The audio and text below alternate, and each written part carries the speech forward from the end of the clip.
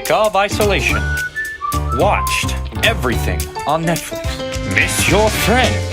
Then it's time to sit back, relax, and enjoy the Loyola College Variety Hour. Here's your host, Michael O'Keefe. Well, hello, good evening, everyone, and welcome to episode 2 of the Loyola College Variety Hour, right here live on YouTube and Facebook. Thank you so much wherever you may be watching right across Melbourne, Australia, or the World Wide Web. Thank you so much for tuning in to episode 2 of this 4-episode limited series right here at Loyola College. Pleasure to be with you. My name is Michael O'Keefe and I'm back here for a second episode tonight. It's a bumper edition. Got lots and lots for you happening here this evening. Now, the first thing you may have noticed tonight is a different opening theme song. And that is because our friends over at Facebook thought that the music I used last week was from the TV show The Voice in Spain. For some reason, it wasn't. It was copyright-free music that I was using, but they did not acknowledge that. So for those of you looking for last week's episode, it's currently not on Facebook, but you can find it over on Loyola College's YouTube page. So go over there if you want to watch last week's episode, and hopefully we'll get the Facebook version up really soon. Hey, big show for you this evening. Coming up very shortly is Year 12 student Connor Hawley. Connor is an AFL expert, and when I mean expert, he has a talent that is going to blow you away. So get your favourite team ready and a favourite year and a favourite round, and Connor will be your man. He's also going to tell us this evening who's going to win the premiership this year, so we can't wait to speak to Connor. Hey, we've got a game review this evening. Year 10 Daniel Nguyen is going to join us with one of the latest, hottest games, a first-person shooter game that he wants to talk to you about. We've got a performance from Rebecca Sisson, who has really become a bit of a star this year at Loyola. A couple of starring moments in a virtual assembly and then our Live at the Inigo concert. So she's going to perform a number for us. We're going to speak to the head of science, Mr. Matthew Lee, will join us to talk all things science. It was National Science Week last week, so we're going to see how that went and the future of science at Loyola, including a brand new STEM building coming our way at the college. We've also got the quiz. The quiz is back tonight and it's all about Melbourne. So it's all about Melbourne this evening. So if you know your Melbourne stuff, then we would love to have you stick around for the quiz. And to finish off tonight's show, we're going to speak to Class of 2010. Tash Borg is going to join us to tell us everything she's been doing since she left Loyola, and it has been a pretty exciting journey. So all that and more coming up tonight on the Loyola College Variety Hour.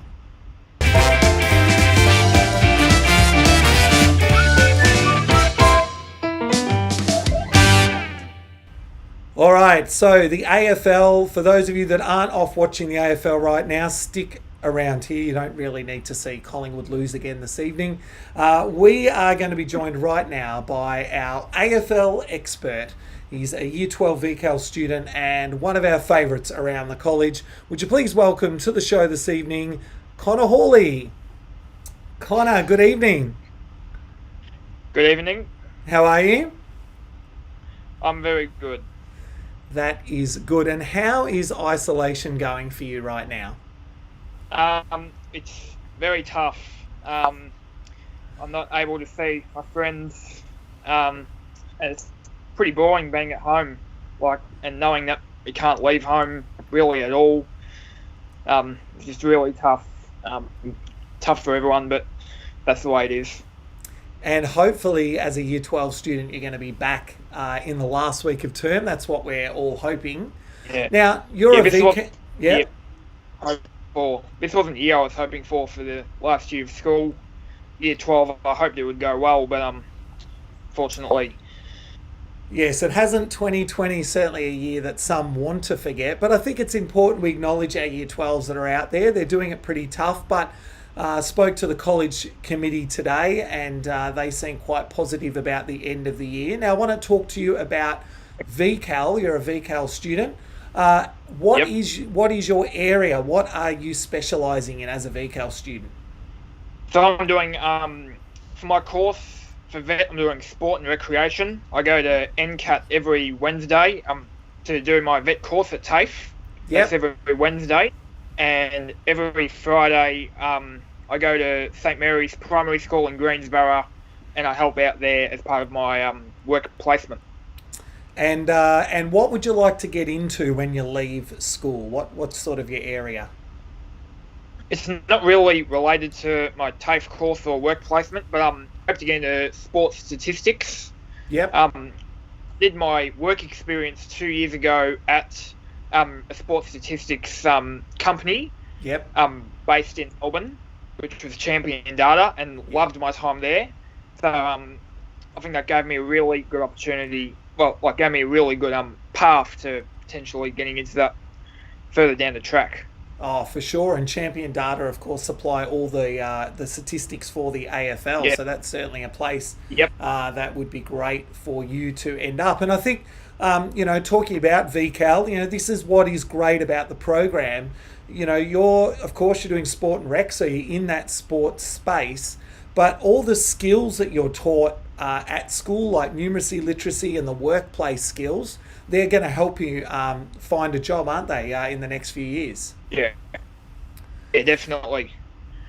Fantastic. All right, now you are an AFL guru, and we're going to ask you in a moment about season 2020 and what's going on with that. But I want to ask the people at home to do something for us right now. If you barrack for a team in the AFL, I want you to go now and find a game in the last 7 or so years, any time from 2012 onwards.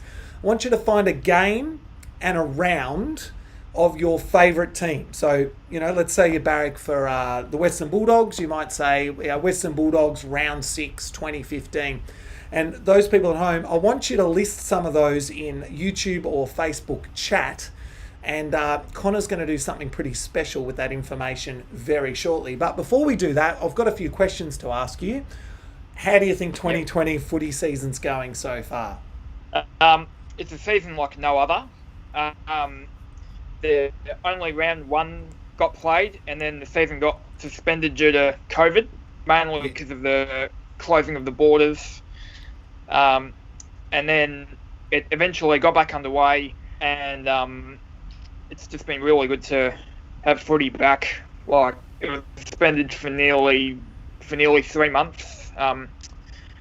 But they've done everything they can, the AFL, to get the season back on track. Done really well. They all the teams in Victoria. They got all the teams out, didn't they? They did. So the Victorian teams, they've mainly been based in Queensland.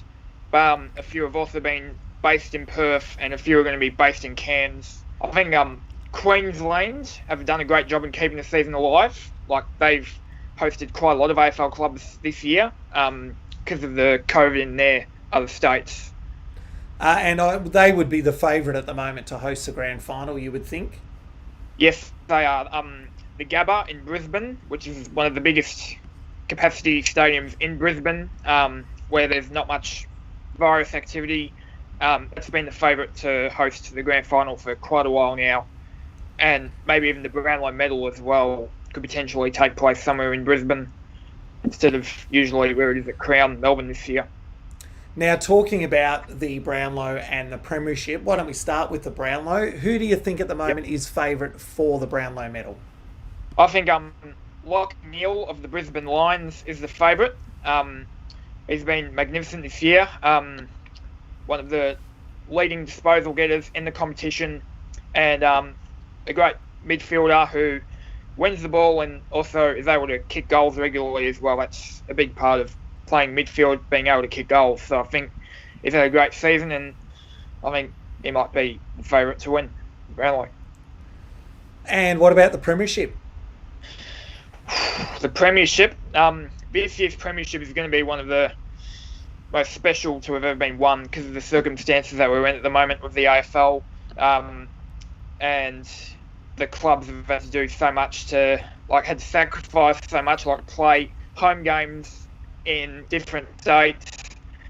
So that's the premiership. I think Port Adelaide and Brisbane are the two main favourites at the moment. They've been the best two sides for the year so far, and there's a few more teams such as West Coast and Geelong that have strung together some great form as of late and are pushing up there as well. So it's a very tight race. Yeah, and it might depend where the finals are held and where the grand final. You would think that if it's all in Brisbane or most of it's in Brisbane, then you would think that the Lions become the favourites, really, don't they? Yeah, because they're so used to playing at the Gabba where they're hoping to have the grand final, so their home ground. But I think that's just been the season. Some teams are going to have it their way, some aren't. And the Queensland teams, Brisbane and Gold Coast, have had it their way because of not really any virus in Queensland, but that's just the way it is. Okay, so I asked some people to hit us up on YouTube and Facebook on some statistics of games in previous years, because you have memorized every score from every round of every game since 2012. Is that right? Yeah. It is. Okay. Yep. So we've got some people on now. Some people might think this is a setup. So we've that's why I'm taking it from the people out there to see what they've got.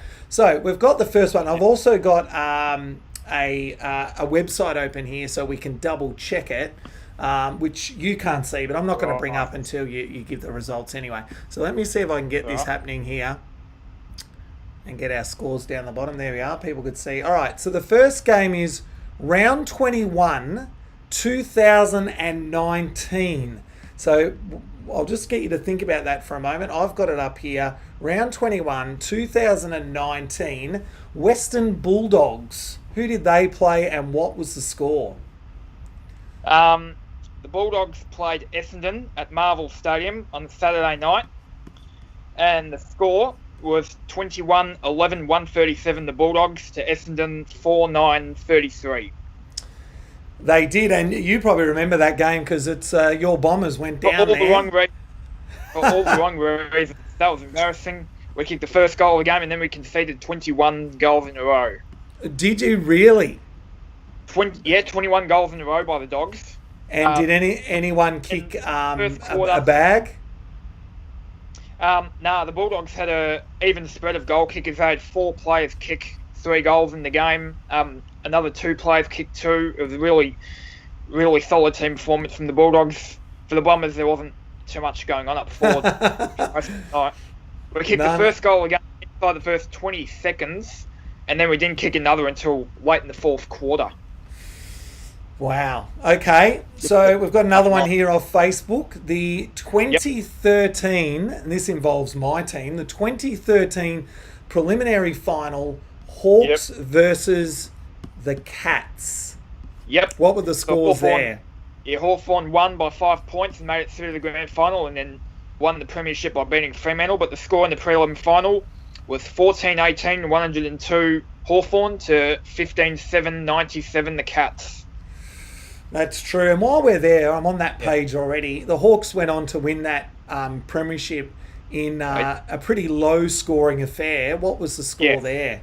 Yeah, it was tough conditions throughout. Cold, wet and windy. Wasn't going to be a high-scoring game, especially when Fremantle were one of the best defensive teams in the competition in that year. The defence was really good. They didn't allow many big scores, so it was always going to be tough. But the score was 11-11-77 Hawthorn to 8-14-62 Fremantle. Yeah, and they got over 100,000 at that game too. They did. They just broke 100,000. I mean, it's happened in the last 3 seasons now where there's been 100,000 actually at the ground. Usually they fall just short where they have like high 99,000. But on a few occasions it's been over 100,000, and the past couple of years that has been the case. So. All right, we'll give you one more before we let you go tonight. I'm just picking a random one now myself, something a little bit tougher. We're in the 2013 season, and I'm looking at round 4, and there was a very low-scoring game that involved the Western Bulldogs. Can you tell me a little bit about that game? Yeah, so that game was played in very wet weather in Adelaide at Amy Stadium. The Adelaide Crows and the Western Bulldogs. The Bulldogs only managed 4 goals, 4-28 for the game, and they lost to Adelaide 12-8-80. Paddy Dangerfield kicked 4 goals for the Crows. He kicked as many goals as the Bulldogs did for the entire afternoon. And the Bulldogs didn't kick a goal at all in the second and third quarters. And wouldn't Adelaide love to be scoring like now? Will they win a game this year, Adelaide? I really don't think they will. They've had so many opportunities to beat teams that are just above them on the ladder, but no, hasn't happened. And I think it was always going to be tough for them to win a game this year, if any. Torrid off season for them. So many players out the door at the end of last season. A lot of experienced players, some really important players in there as well. The coach went, brand new coach, and brand new captain as well. So it's going to be tough for the Crows this year. Hey, Connor, it's been a pleasure having you on the show this evening. Good luck with everything for the rest of the year. Thank you. And I hope your Bombers go okay. Yeah, I hope so too. All right, thanks, Connor. That's Connor Hawley, AFL expert and VCAL student. What a pleasure to have him on. And he is amazing with those statistics. He knows every game since 2012 in his brain. If you ever see him, just hit him with a game and he'll know it. So pleasure to have Connor on the show. Hey, coming up next, a little bit of music for you.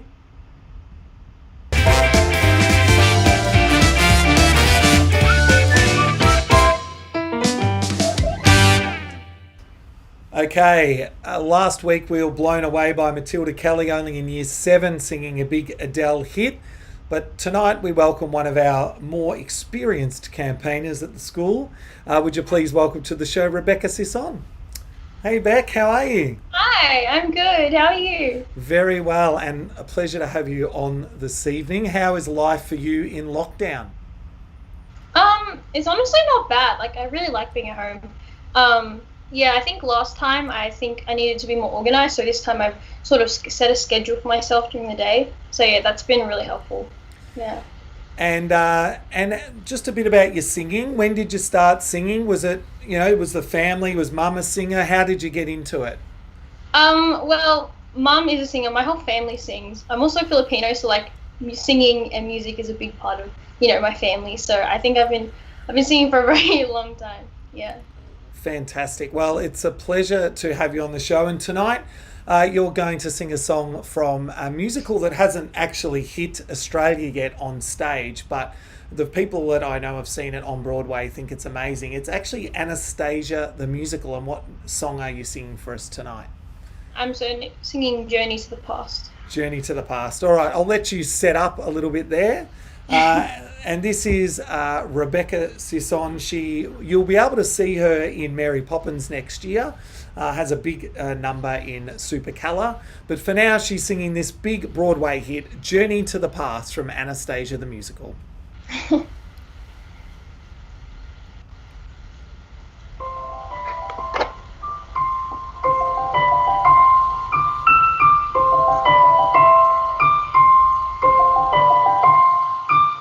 Heart, don't fail me now.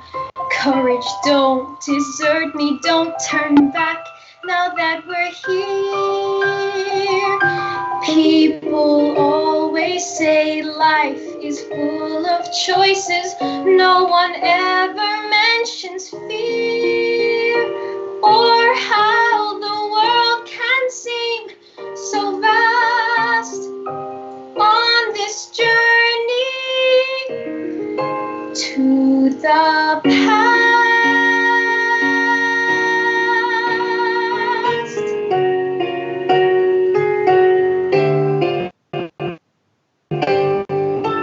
Somewhere down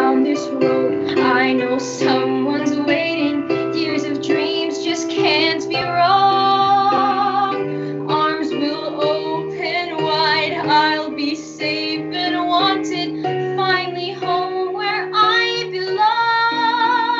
Well, starting now, I'm learning fast on this journey to the past.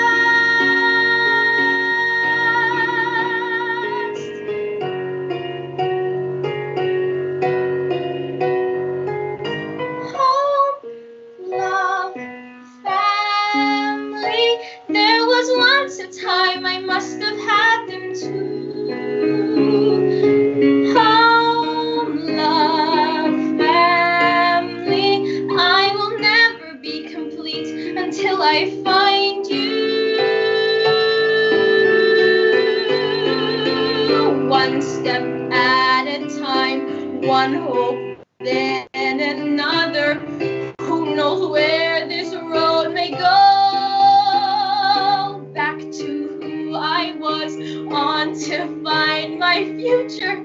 Things aren't still need to know. Yes, starting, let this road be mine. Let it lead me to my past and bring me home at last.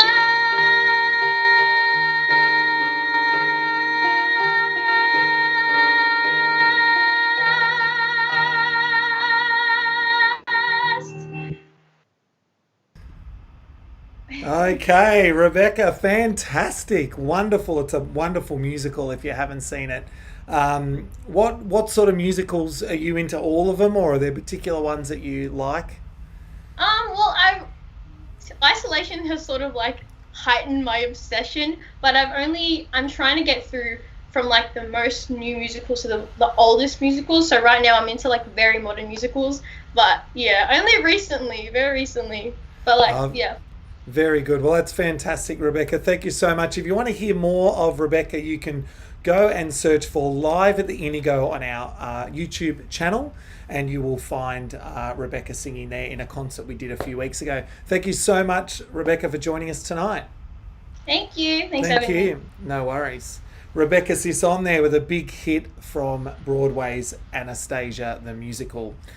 Thank you so much for having Rebecca on the show. Fantastic. All right, coming up very shortly, we have got the quiz, so stick around. It's the Melbourne quiz. But up next, a game review for you gamers out there.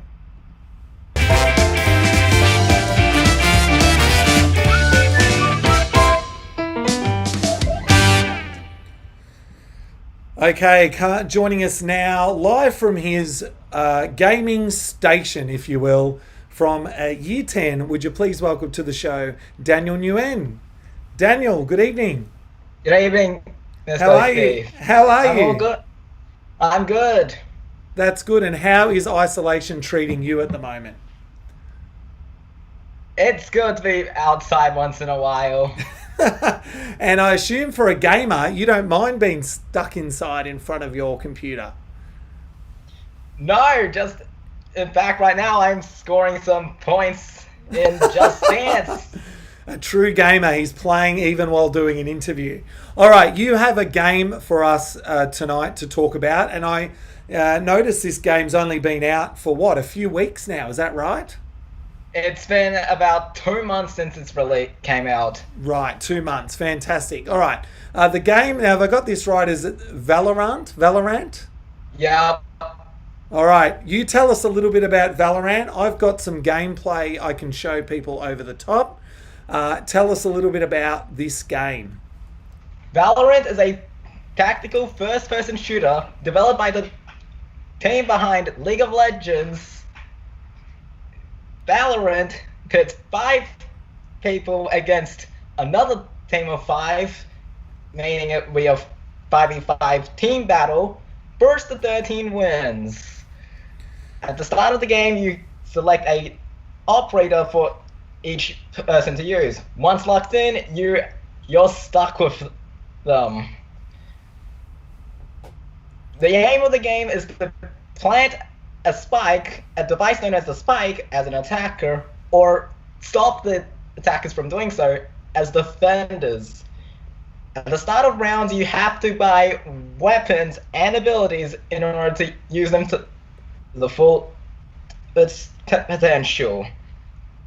But once you die, that's it. You're out for the rest of the round. Unless, of course, you have a revival ability from a so-called sage. Now, Daniel, what happens if you don't have 8 people? Does just the computer put bots in, or there's always enough people on the server to fill it up? It always fills up to be at least 10 people. But if a player leaves early, the server replaces the quick leavers with bots. Now, how far into the game have you got? There is no distinct ending. You just continue playing until you're at your limits. And did I read this as a free game? Is that right? Yep. Wow, fantastic. Well, this looks like a game I think some of our students would like to get into. What other games are coming up? What new games are coming out that you're looking forward to? There are two games I'm looking forward to, both on Nintendo Switch, being Bravely Default 2 and Shin Megami Tensei 5. And what type of games are they? Are they first-person shooters as well? Role-playing games, specifically those from Japan. Fantastic. And so when are they out? Have you got dates on those games? That's expected to come out later this year. Later this year. Fantastic. Hey, Daniel, this has been a pleasure having you on the show. It's great to have a gamer on our show. You've been fantastic. Thank you so much for joining us tonight. Thanks. See you soon. See ya. Daniel Nguyen there. Fantastic to have a gamer on the show. I know a lot of our kids at school are into games and playing those, so great to have his little review. Okay, let's keep moving on with the show. And last week, you might remember, I spoke about a couple of different charities that our houses are looking after for St. Ignatius Day and 2020, our Walk for Others. I mentioned to you that we're not too sure what that walk is going to look like at this stage, but we are still fundraising. And tonight, I want to highlight the work done by St. Vincent de Paul, or you might know them as the Vinnies. They are our Flynn House charity, and here's a little video for you to show you what work they do in our community. For people in need at this time of uncertainty, we are here. For the families impacted by COVID-19, we are here. For the millions of people already vulnerable, we are here. Together, we can support Australians in need. Now more than ever, people experiencing disadvantage need our help. Donate to the Vinnies COVID-19 appeal today. Vinnies, good works. All right, so the St. Vincent de Paul Society do some amazing work around the place, and they need your help, especially during COVID-19. All our 6 charities are really supporting those people who are right at the bottom at the moment when it comes to this virus. So if you'd like to help us out, there is the link below, 2020loyolawalk.raisley.com. Now, we're at about $15,500. We are aiming to get to 30, so we're over halfway, which is fantastic. For parents watching the show tonight, your child should have set up a profile and sent you a link. If they haven't, get onto them and say, hey, why haven't you done that? And you can donate to them. Anyone else watching, head over there. You can do a search for who to donate for, or you can simply donate to the school and we will put that money towards one of the charities. So 2020loyolawalk.raisley.com is that website there. Okay, it's now my pleasure to welcome our first teacher to the show. He is our head of science, and it is great pleasure to have on the show this evening Mr. Matthew Lee. Good evening, Matt. Good evening, how are you? I'm very well. It's nice to see your face because I'm going into work a couple of days a week and I don't get to see many people when I'm there. So it's lovely to see you. How is ISO 2.0 treating you at the moment? Yeah, not too bad actually. I'm definitely enjoying the sleep-ins. Not having to turn up 8:15 is a good thing. But no, I'm doing all right. Trying to keep myself occupied. But school's keeping me busy anyway, so that's been good. It is amazing how busy you realise you are when you're at home. You'd think, oh well, I don't have the distractions of my colleagues or kids knocking at the door, but it's still full on, isn't it? Yeah. I mean, I think it was today at some point I had about 3 devices going. You know, your phone's ringing, you're getting a call, and you're trying to answer some emails. So yeah, it's a matter of trying to simplify things as much as possible. But you know, it is what it is. Now, I want to talk to you a little bit tonight about what's happening with science at Loyola. But before we do, I'd like to hear a little bit about your teaching journey and how you got to Loyola, and maybe a little bit about where you got your love of science from. So I won't kind of soak up too much time. But I left school. Really, it started from school with a great love of science. I had a good physics teacher myself. And I was always going to go down that pathway at uni, and probably wasn't until about October of my year 12 year I had a dinner with a family friend of mine, and he convinced me about teaching because we thought, you know, you can be home by 4 o'clock for the cartoons, but suffice to say that's not correct. But No. yeah, and then I kind of went through uni and thought, if nothing else, I can do a double degree, buys me some time to kind of mature. And then I found myself at Loyola after a student teacher round in my last year of uni. So lucky enough, the year after they had a job opening, and you know, went for the job, and here I am 7.5 years later.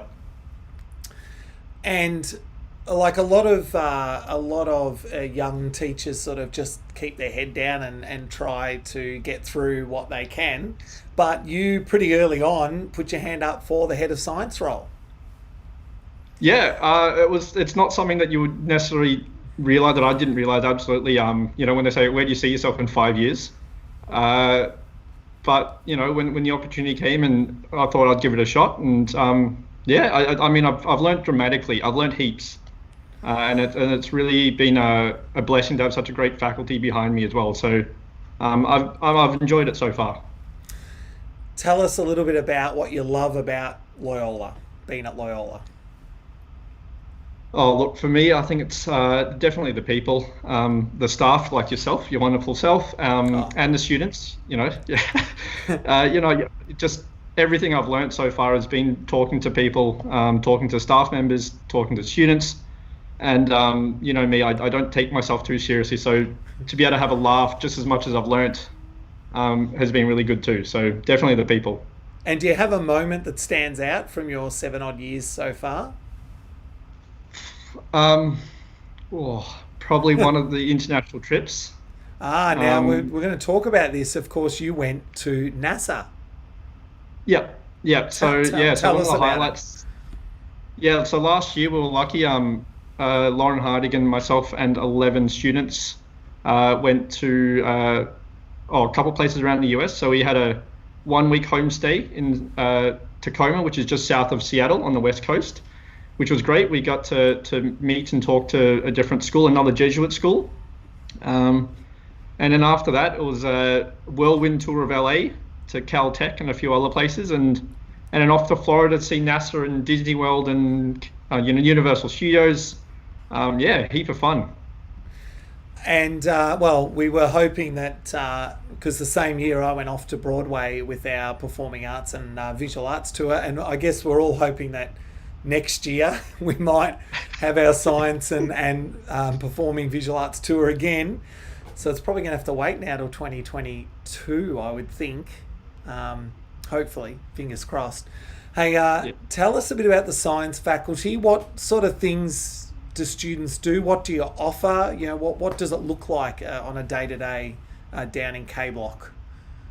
It's quite varied. We've obviously got the 4 science streams at year 10 to 12. So biology, chemistry, physics, and psychology.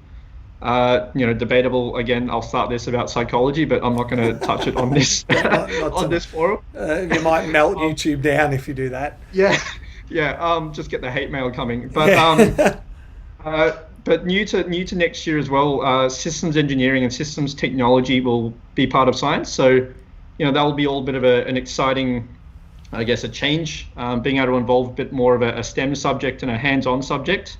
I know science is obviously very hands-on, as it is, but even more so a very much an engineering practical-based subject such as systems engineering will be exciting. I think to see products being built, have it on display, have that, hopefully inspire the next group of engineers and scientists. And part of the reason why those subjects have moved over to your faculty is that we are building a STEM centre. Is that right? Yep. It's still in its infancy at this point. We're still kind of working out our mindset about where we want to take it and what we want out of it. But it's great to be part of this project from the ground up. So that's coming soon. I know we're starting on the visual arts building first and then the STEM building, so it's not too far away. Hey, it's been a pleasure to have you on the show tonight, Matt. We hope that all those students out there watching who love their science keep doing it right through to year 12. We need lots more people, especially, look at what's happening right now. It's the scientists that are going to get us out of this. But yeah, fingers crossed. So best of luck, Matt, and it's a pleasure having you on the show this evening. Thank you. Thanks for having me. No worries at all. That is Matt Lee there, the head of science at Loyola College. All right, it's been the time you've been waiting for. It's quiz time.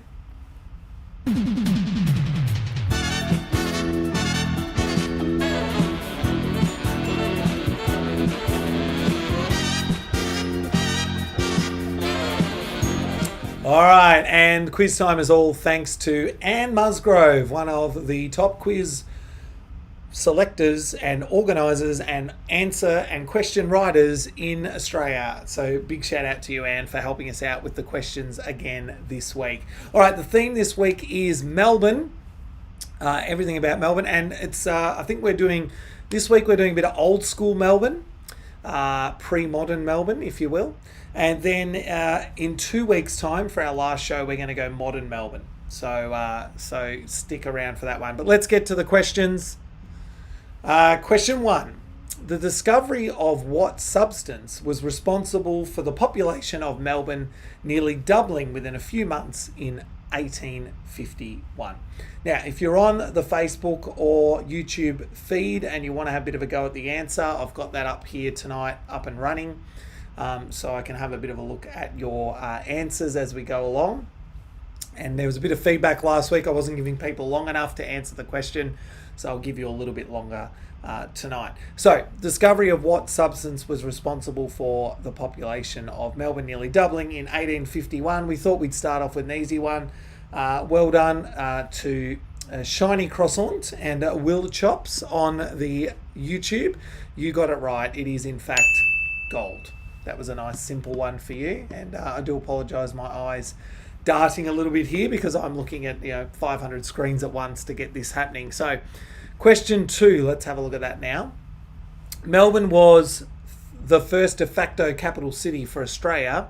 Where did Parliament sit in 1901? So of course Australia, we had Melbourne was the capital, Sydney cracked it and thought they should be the capital. So what did we do? We built one right in between at Canberra. So let's see if anyone on the social media knows the answer to this one, which is where was Parliament held? Let's have a look at the answer now and we'll see if some people get it because there is a bit of a delay. Some people thought Bendigo, but in fact it was the Royal Exhibition Building. The Royal Exhibition Building, which doesn't get as much love as it used to since we built Jeff Shed, but there you go. A few people said Gemma Hedger got that right with the exhibition building, so well done to you. All right, question 3. What iconic Melbourne publication, once found in nearly every car, found its sales decimated by the advent of the GPS for cars? What publication was found in every car? There'd be some students out here that have never seen one, to be honest, I would have thought. One of these. A few people getting it right in the well done to Celeste, getting it right there in the YouTube chat. Yes, well done to those in the Facebook chat. It is the Melway. It is the Melway. Now, it's actually the Melway, not the Melways, for those of you out there. It's Maya, not Myers, and it's Northland, not Northlands. Just wanted to put that out there for you all. Now, you can still find a Melway. You can still buy them. And they are still online, and they're still actually the best maps. They still beat Google Maps for their detail. So check them out. They're really great. All right, question 4. Which Melbourne street was first blocked for vehicles, creating a pedestrian mall with trams running through it in 1978? Now, we've had a few of these non-car streets in our time in Melbourne, and some have had them and then not had them and got them back and that sort of thing. So, yeah, let's see if anyone out there knows this one. But which Melbourne street first blocked for vehicles? All right, we've got Bernadette and Jenny and Gemma and Joan all correct on the good old Facebook. It is in fact Burke Street. So well done to you. And let's see. No one over on the YouTube got it, but of course we've got a younger audience on the YouTube channel, so they might not be too sure. All right, question 5. What famous Australian was hanged in the Old Melbourne Jail in 1880? Which famous Australian was hanged in 1880, the Old Melbourne Jail? And that is a picture there of the hanging. Okay. Let's have a look at the answer. And the answer was Ned Kelly. And well done to Jenny Dwyer on the Facebook for getting that one right. And Gemma Hedges there as well. And yeah, we've got a few people over on the Shiny Croissant. Pretty good there as well. And Fire Blizzard as well over on the YouTube channel. All right, next question. Arthur Streeton was a prominent member of the Impressionist art movement that gained its name from a then rural area where some of them established an artist camp to facilitate landscape painting in the late 19th century. What was the name given to the movement? I guess what was the name of the area that they all planted themselves in at the time? There's a nice Arthur Streeton picture for you right there. It's actually not far from Loyola College, actually. And those of you, well done, Amanda, on the Facebook page there. It is, in fact, not far from us at all. The Heidelberg School in Heidelberg. And if you do the Yarra Trail there around Heidelberg, even as far out as Greensborough, you will find all their artwork on display.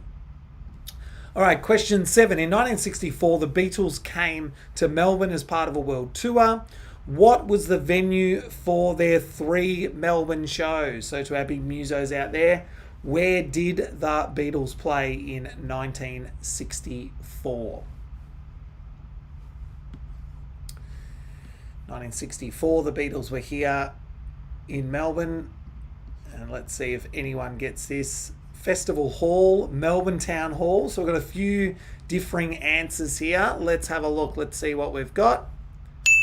Festival Hall was the answer to that one. Festival Hall, the Beatles. All right, let's keep moving. Question 8.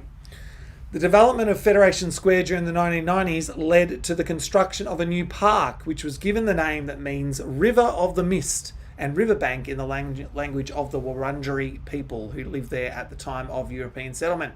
What is the park's name? What is the name of this park? And it runs from basically Fed Square all the way to the MCG. I've walked it many a time to go and watch the Mighty Hawks. So what is it called? We've got Amanda's got it right there. Some of our students should know this as well.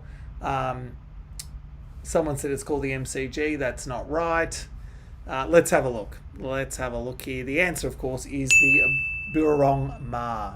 And there's a nice photo of it there. All right, 2 questions to go. From what suburb does the Barry Humphries character Dame Edna Everidge hail? So we're talking about not Barry Humphries, but in fact Dame Edna. What suburb does Dame Edna come from? This might catch a few of our students out, but certainly some of our adults should be all over this one. Moonee Ponds, Moonee Ponds, Moonee Ponds. Everyone's on the Moonee Ponds, and you are correct. It is, in fact, Moonee Ponds. All right, question 10. The Phantom of the Opera became the longest running stage show in Melbourne's history when it ran from December 1990 until June 1993. What was its home base? I know there's someone out there right now that knows the answer of this because she probably went and saw it at the time. Now, just to clarify, we're talking longest running show here, which counts for play or musical, and at the moment, this musical holds the record. Of course, the current play sitting at the Princess Theatre, Harry Potter, will beat it, I would assume, once we get out of COVID, as terms of a show. But this still holds the musical record and play record right now, and it is in fact the Princess Theatre. And I knew you'd get that right, Gemma. Well done. Hey, that's the quiz. It'll be back next week.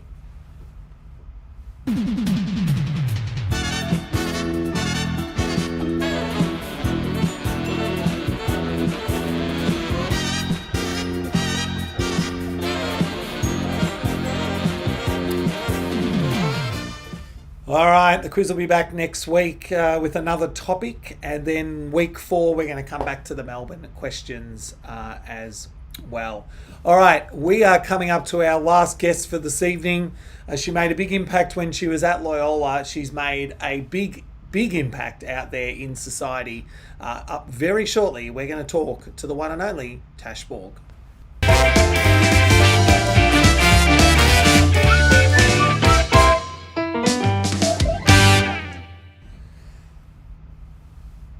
This young woman was class of 2010, so it's been 10 years since she left Loyola, and she has done so much in those 10 years that I wanted to catch up with her and find out everything that she's doing. Would you please welcome to the show Tash Borg. Hi Tash. Hi. Hello. How are you? I'm good. Just adjusting to being at home. Yeah, and well, we're going to get into everything that you've done, but right now you are a school teacher like me. Yeah. Yeah. How's teaching from home going? Look, it's definitely a learning curve, like learning to teach online, especially in practical subjects. I'm visual arts, so that's definitely been something very different, but it's been interesting and really awesome to see like what students can actually do. Yeah, it is. I think we all went into it going, well, this is hopeless. It's going to be so boring, but it's really tested us and the students, hasn't it? And some of the work they're producing is amazing. Yeah, it's actually incredible what students will do especially when, it's totally independent for them to go out and find inspiration and work on whatever they would like to. It's been incredible, yeah. Now, let's talk about you. We know where you're right now, and we'll get to more of that in a moment, but what happened basically the day that you walked out of Loyola in 2010? Yeah, so I can't believe that's actually 10 years ago now. Left Loyola in 2010, and I guess I continued doing a lot of things that I actually started engaging with while I was at Loyola. So I continued with Scouts.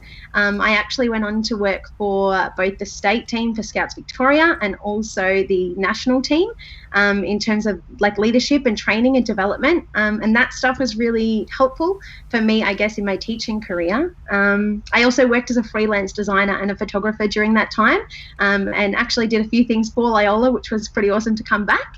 Now I'm actually teaching design at a secondary school, and I'm also at uni completing my master's. Yes, I have noticed that the masters are killing you at the moment. So, how far into it? I'm so far. I'm 3 subjects in, and I am definitely getting the full experience of being a student online, as well as being a teacher online. So I am so conscious of that when I go back to my own students, about how I'm presenting and what's coming across in what I'm saying and the content of my lessons. And tell us a bit more about the Scouts and the Rovers. What sort of, you started there as a student, and we have a lot of our students at Loyola that are still involved with Scouts. We've got a ton that do gang show every year. It's always a battle between the gang show and the musical every year because they're about the same time. So what's some of the work that you did for them after you left school? So in Scouts, I worked for Gang Show for a while, like as a member of their production team. I then moved to, I guess, one of their sister shows, which was South Metro Showtime, which was also fantastic. That gave me a heap of production knowledge and skills. From there, I actually joined the Victorian Rover Council, and I started working on a variety of events, running different sized like gigs for some shows, some big camps, some motorsport events. So I learned how to race a rally car, so many very exciting and very different things. Learned to scuba dive, all sorts of stuff. Like there's so many things that you can do through Scouts. But I guess the big part for me was the training that I got to do, and that really kicked off my passion for teaching. Yeah. So let's talk a little bit about your teaching. You're at Our Lady of Sion in Box Hill. We can mention that because they're not really one of our rivals, a little bit too far away. So how long have you been there, and sort of what some of the things that you've done there? Yeah, so this is my 6th year there. So it's been a really great school to start with and grow with. I've been given heaps of different opportunities. So I've worked as a year level coordinator there, and then also running the student leadership. But right now I am heading the performing and visual art department. And I think I read somewhere, and correct me if I'm wrong, that you were like one of the youngest ever super faculty heads at the school. Would that be right? Look, I don't know about that, but no, I've got no idea. We're at a great school where they do afford a lot of opportunities to younger teachers, and that's definitely been something that I'm very grateful for. Yeah. And because you're just not busy enough, right? You're heading a faculty, you're doing your masters. You thought, hey, you know what? I'm just going to start my own little company here on the side. Tell us a little bit about this new venture of yours. Yeah. So I guess in lockdown round 1, I just found myself wanting to reach out to my friends. I guess like learning to socialize online is a totally different format. And so I thought it would be really nice to be able to mail some stuff out. I started thinking about what those things could sort of be. And I came up with the idea of sending out some affirmation packs. And then my school actually got on board, and we decided we were going to send out a whole bunch of packs to all of our Year 7s who are at home to celebrate their 100 days of Year 7. And then from there, it sort of just grew. I just started mass producing these affirmation cards, and now I'm super lucky. I actually get to send them out like every single day. And they do look amazing. So where can people find them if they would like to buy a little pack? Yeah, so I have an Etsy store. It's called Send Out the Love. You can find us on Instagram or on Etsy. And yeah, you can send out, I think we've got 5 designs at the moment. So you can send them out to your friends and your family. Great. So that's for those. I should have put a little title underneath, but I'll mention it again. That's Send Out the Love. So we might even put the link in the description once we get the video back up. So fantastic. Hey, it's been a pleasure having a chat with you. It's so good to catch up with former Loyola students. So good luck with everything. It sounds like you're kicking a million goals anyway. You don't need our luck, but great for the young kids watching now to see that, you know, Loyola kids go somewhere they can, you know, they can really achieve, and you're one of those. So thanks, Tash, for being on the show. Thank you so much for having me. Thanks. See you later. Tash Borg, their class of 2010, and again, another successful Loyola student. And for any former students out there watching the show right now, or our Year 12s who you're about to become former students, go to Loyola's website and check out the LCAA. That's the Loyola College Alumni Association. We'd love to have you on board. We have a committee, we have lots of events throughout the year, and we're really doing a big launch into next year. So if we have any former students out there, please jump on board. Hey, it's been a fantastic show. What a variety of students and staff members do we have at Loyola. It's been fantastic. So we have got 2 more shows to go. We've just committed to the 4 shows. That's all the funding, which is 0, that I have for putting on this show. So 2 more shows. I've already booked in a bit of talent for the next couple of weeks, so it's going to be really, really exciting. The quiz is going to be back. We're going to cover a couple more of our charities. We're going to speak to some more teachers. So it's going to be fantastic. So tune in next week, 7:30, same time, same place, YouTube or Facebook. We'd love to have you there, and thank you so much for joining us this evening. Goodbye for now.